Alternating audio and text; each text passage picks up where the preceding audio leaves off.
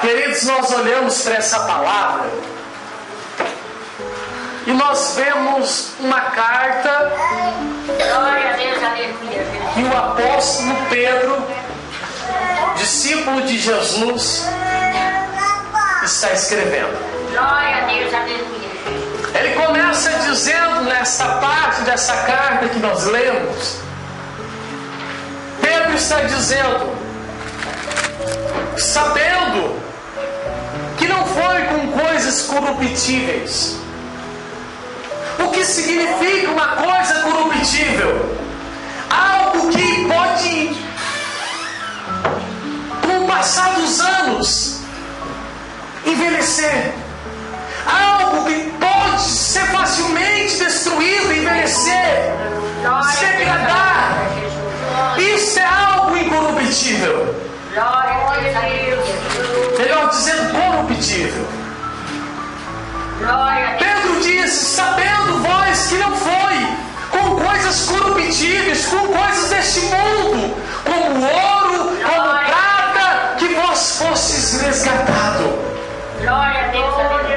A salvação, meus irmãos, do homem e da mulher não é por dinheiro, não é com ouro, não é com prata que nós adquirimos a vida eterna com o Senhor, mas sim através de aceitando o sacrifício de Jesus Cristo na cruz do Calvário. Por isso, o sangue de Jesus, ele tem poder para purificar, para salvar. Por isso que o inimigo, quando você clamar o sangue de Jesus, ele não resiste, porque ele sabe que ele foi vencido pelo sangue de Cristo na cruz do Calvário.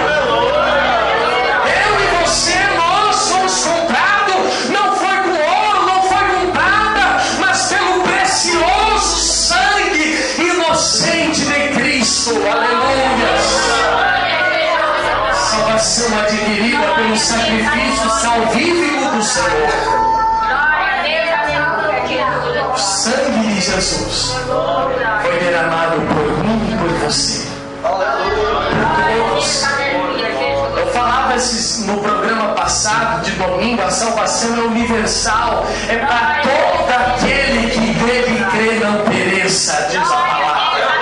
Jesus, ele veio, Deus enviou seu Filho unigênito, para que todo, não é um, não é dois, mas é toda a humanidade que crê nele não vai perecer, vai ter a vida eterna. Quantos crê essa palavra glorificam o Senhor? A humanidade estava perdida, irmãos. O pecado, a Bíblia fala que gerou a morte. Lá no jardim do Éden já. E a morte, diz a Bíblia, gerou a condenação eterna. Mas Cristo é a nossa esperança. Pouco se fala sobre o sacrifício de Jesus. Pouco se prega sobre a salvação nos dias de hoje. Mas eu e você fomos escolhidos pelo Senhor. O próprio Senhor Jesus disse em sua palavra: graças te dou, ó Pai, que ocultasse essas coisas aos sábios e entendidos, mas revelaste aos pequeninos, que sou eu e você que estamos aqui. Aleluias! Hoje muito se prega sobre dinheiro, sobre prosperidade, meus irmãos. Muito se prega sobre isso. Mas pouco se prega sobre a salvação, sobre a vida eterna. E Jesus está voltando. E nós temos que ter compromisso com a sua palavra. Nós, como pregadores da palavra, precisamos falar sobre o que a pessoa precisa fazer para quando partir dessa vida, ou para quando o arrebatamento acontecer, ter uma vida eterna. Essa vida aqui ela é passageira. Pouco. Nós não sabemos quanto tempo ficaremos aqui. E nós precisamos ter certeza que na vida eterna nós teremos salvação. Fomos resgatados pelo sangue de Cristo. A humanidade estava distante de Deus, porque o pecado, diz a Bíblia no livro de Isaías 59,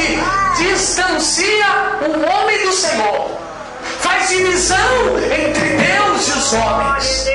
Não adianta orar, não adianta clamar, se não houver um arrependimento, a oração não é respondida. Aleluia! Pode clamar de todas as maneiras, se não for de todo o coração, em espírito e verdade, a oração não chega diante do Senhor. Aleluias! O homem estava distante do Senhor por causa do pecado, lá no jardim, e assim, consequentemente, toda a humanidade estava distante de Deus. Mas Jesus veio para aproximar. Nós estamos chegando à época do Natal. Se você perguntar para uma criança o que significa o Natal, se você perguntar, eles vão saber falar sobre Papai Noel, mas poucas vão saber falar que Jesus Cristo veio para se revelar à humanidade o nascimento de Cristo. E nós precisamos mudar isso. Nós temos que pregar a palavra. Jesus veio para mudar a situação do homem e da mulher. Chega de enganação e vamos pregar o Evangelho. Jesus veio para salvar a mim e a você. Esse é o sentido do Natal. Muitos passam anos, vem anos e não conseguem compreender. A Bíblia diz que muitas vezes erramos porque não conhecemos a palavra. Jesus veio para resgatar aquilo que estava perdido. Tem uma história que eu quero compartilhar com vocês, eu quero que você preste atenção. Um menino fez um barco, um barquinho de madeira, ele construiu com a ajuda do seu pai, com muito amor e carinho. E quando o barquinho estava pronto, diz essa ilustração, ele vai brincar na areia. E quando ele vai lá brincar na areia, quando ele meio que se despercebe, as ondas vêm e ele começa a ver o seu barquinho indo para o meio do mar. E agora ele triste nada podia fazer porque as ondas o levavam cada vez mais longe. A história diz que eu quero que você medite nessa história. Passando-se alguns dias, esse menino estava andando na rua da cidade e de repente ele passa na frente de uma loja que vendia coisas usadas. E quando ele olha na vitrine daquela loja, ele encontra e olha e para e diz: aquele ali é o meu barquinho. Alguém encontrou, ele havia perdido, e outra pessoa havia encontrado e ido até aquela loja e trocado aquele barco. E agora aquele menino, ele tinha um carinho por aquele brinquedo que ele tinha. Ele era apegado com aquele barco que ele mesmo havia feito. Ele olha na vitrine da loja e diz, começa a pensar, não tem o que fazer. Está ali, alguém achou, alguém veio e trocou. E agora? Ele entra na loja. E quando ele entra na loja, ele pergunta quanto custa esse barquinho. E o preço era alto, mas mesmo assim ele disse, não, eu tenho uma consideração por esse barco. Eu vou pagar o que for preciso. Eu levo ele, eu pago o que precisar. Comprou aquele barco que já era seu e levou para sua casa. E ele ia caminhando abraçado no barco. Aleluia, sabe o que nós aprendemos com isso? Deus, ele criou o homem. Deus, ele criou a mulher à sua imagem e semelhança. O pecado distanciou de Deus. Mas Jesus, olhando com amor imenso para mim e para você, disse, quanto custa? Eu entrego a minha vida, eu entrego o meu sangue, por amor, para resgatar o homem e a mulher que estava perdido, sem salvação. Esse é o verdadeiro sentido do Natal. Começa o nascimento da esperança, para que a humanidade fosse resgatada na sua morte. Jesus mesmo disse aos seus discípulos, vai chegar o momento, Jesus disse aos discípulos que o Filho do Homem será entregue, mas é necessário que isso aconteça. Pedro disse, não, Senhor, não vai acontecer isso com você, não vamos deixar. Jesus disse, não, é necessário que isso aconteça, porque quando Cristo expirou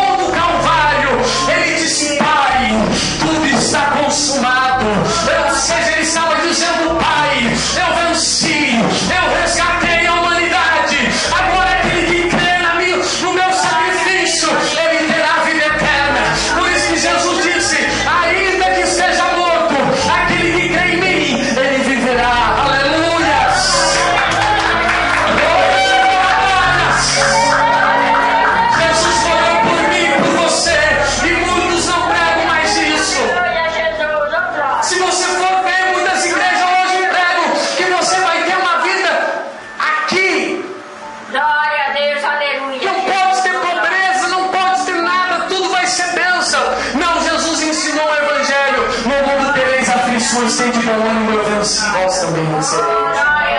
É evidente que as demais coisas ele acrescenta, mas o reino de Deus em primeiro lugar. Jesus disse que nada adianta o homem ganhar o mundo inteiro, perder a alma dele. Aqui tudo. É evidente que Deus ele nos abençoou de uma maneira especial, mas nós precisamos ter em primeiro lugar a nossa salvação. Glória a Deus. Não adianta fama, dinheiro, riqueza, coisas deste mundo. Quantos que lutam, batalham e não têm a preocupação de buscar a Deus? Quantas pessoas que buscam a Deus somente quando a situação já está difícil, quando não tem mais escape, aí vai buscar o Senhor, mas quando está tudo bem, não quer saber da palavra. Mas você é escolhido, você é um povo especial, zeloso de boas obras, que cultua o nome do Senhor. Queridos, quem leu o texto de Isaías 53? Quem já leu? Ele foi moído pelas nossas transgressões. O castigo que nos traz a paz estava sobre ele. Pelas suas pisaduras somos sarados. Talvez você está aqui nessa noite, você tem feridas na sua alma. Você guarda traumas na sua vida. Você está com o seu coração ferido. Eu digo para você que Jesus Cristo ele te ajuda nessa noite, porque ele levou sobre si tudo isso. Pelas suas pisaduras nós somos sarados. Quem lê Isaías 53? Pensa que o profeta Isaías escreveu no momento que Jesus estava aqui. Mas nós sabemos que o livro do profeta Isaías foi escrito 700 anos antes do nascimento de Cristo e da morte de Cristo. Muitos ainda não acreditam na Bíblia. Muitos ainda não acreditam, mas nós temos uma concordância histórica entre a Bíblia e a história, entre a Bíblia e as profecias. O Novo, as profecias do Antigo Testamento se cumprem no Novo Testamento. Glória a Deus. Aleluia. Isaías profetizou que ele seria levado ao matadouro como uma ovelha muda e não abriria a sua boca. E não abriu a sua boca. Isaías já estava profetizando sobre isso. Querido, então Pedro escreve aqui nesse texto que a nossa salvação ela não foi adquirida com coisas deste mundo, mas sim pelo sangue precioso de Cristo, como um cordeiro. Jesus Cristo é simbolizado como um cordeiro morto que não abriu a sua boca. Quando João Batista estava diante dos discípulos, João diz assim, ó: eis aí o Cordeiro de Deus que tira o pecado do mundo. Quando nós olhamos no livro de Êxodo, capítulo 12, a instituição da Páscoa, a primeira Páscoa comemorada na história, muito antes de Cristo, 1443 aproximadamente antes de Cristo, lá no Egito, Deus chamou a Moisés e disse: Moisés, hoje o anjo da morte vai visitar o Egito. Todo mundo conhece a história, a última praga do Egito. Tem até filmes, livros, tanta coisa. Glória a Deus, aleluia, Jesus. A última praga. Deus chamou Moisés. Eu já vou encerrar essa mensagem, mas eu preciso colocar isso para que nós entendamos. E o Espírito Santo está falando no meu coração. Deus chamou Moisés e disse: olha, Moisés, nessa noite chama o povo, diz que pegue um cordeiro, mas tem que ser sem defeito. Mata esse cordeiro, passa o sangue nos umbral da porta das casas. E essa noite o anjo vai passar, e a última praga será a morte do primogênito, do filho mais velho, do herdeiro de todo o Egito, até mesmo dos animais. E assim Moisés fez, irmãos. O povo fizeram, passaram aquele sangue na porta das casas. E aquela noite o anjo passou e a casa que tinha aquela marca daquele sangue do cordeiro foi livre. O primogênito não morreu. Sabe o que significa isso? Já estava apontando para Cristo, que nos livraria da escravidão. Para o judaísmo, a Páscoa significa saída do Egito, libertação. A palavra Páscoa significa passar por cima, ou seja, o anjo passou por cima e livrou o povo hebreu. A libertação do Egito, mas no cristianismo, para eu e para você que estamos aqui, a Páscoa significa, por isso que Paulo escreveu, Páscoa é nosso Senhor Jesus Cristo.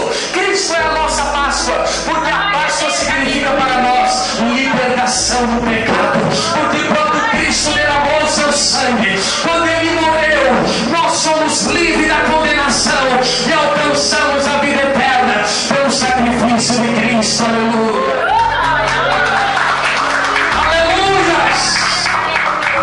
Aquele cordeiro tinha que ser sem defeito.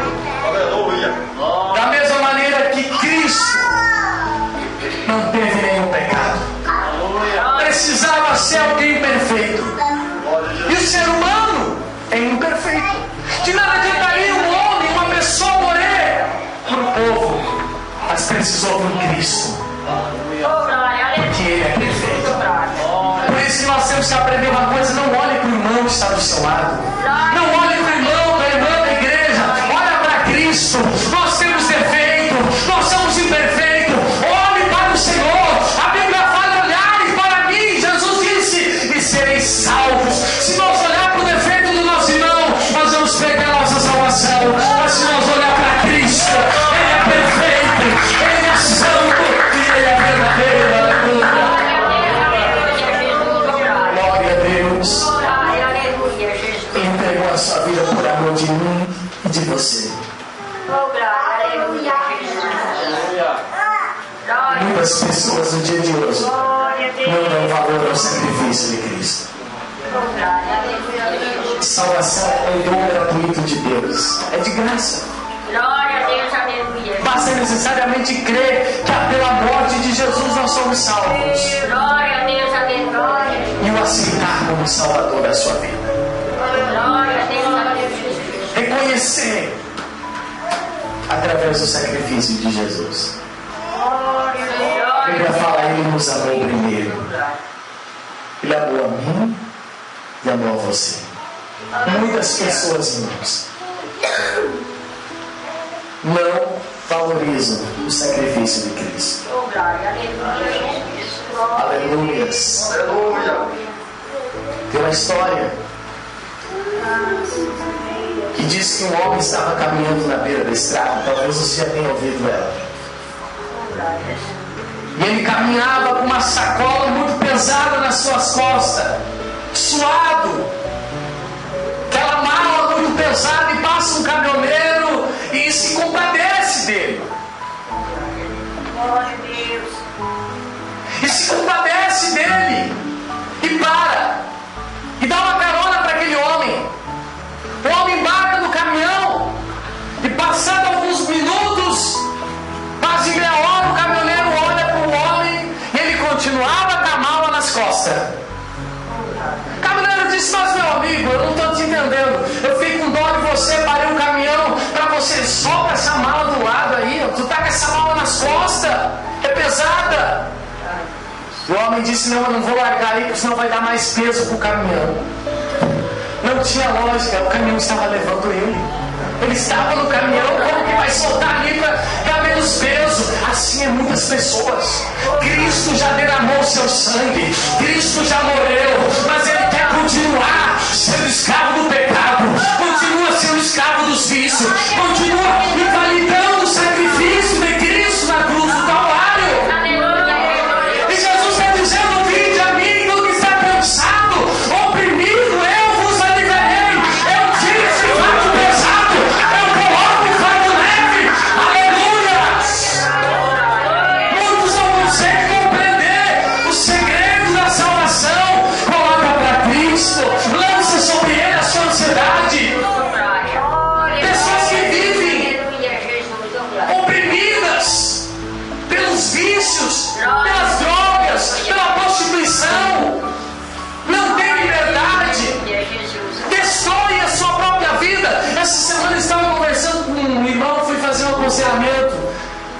estava buscando a libertação e eu comecei a explicar para ele que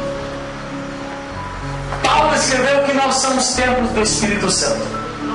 E uma pessoa que destrói, se destrói com o vício, não é verdade? Está destruindo o templo do Espírito Santo. Está destruindo a sua saúde nas bebidas, nos vícios, nas drogas. E Deus quer que nós sejamos livres. E com a ajuda do Senhor, Ele disse em sua palavra: se o Filho vos libertar, verdadeiramente sereis livres. Você que não aceitou Jesus agora, Jesus está te chamando. Eu preciso encerrar, o tempo não permite mais. Nós poderíamos prosseguir falando mais. Mas Jesus, Ele te amou. Amou a mim e amou a você. Que naquele dia, quando o Senhor nos chamar, nós estejamos preparados para a certeza de salvação. Talvez você venha aqui para buscar uma bênção no lado, Jesus vai te dar. Talvez você venha aqui e você precisa de uma bênção financeira, Jesus vai te dar. Mas essas coisas o Senhor chamou de coisas, e a salvação Ele colocou em primeiro lugar. Aleluia! Reino de Deus, e as demais coisas vai crescendo na sua vida. Quando você entender a palavra da glória a Deus, saiba que o sangue de Jesus Ele tem poder. Por quê? Porque Ele nos resgatou do pecado.